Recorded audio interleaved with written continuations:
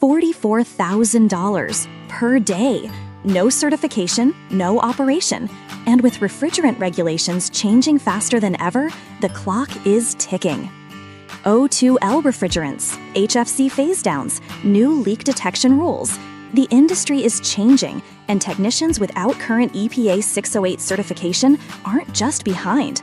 They're one inspection away from losing everything.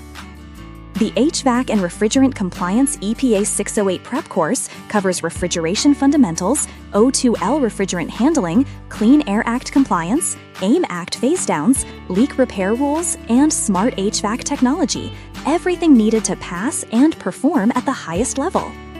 EPA 608 certified technicians get the best jobs, command the highest rates, and never sweat an inspection.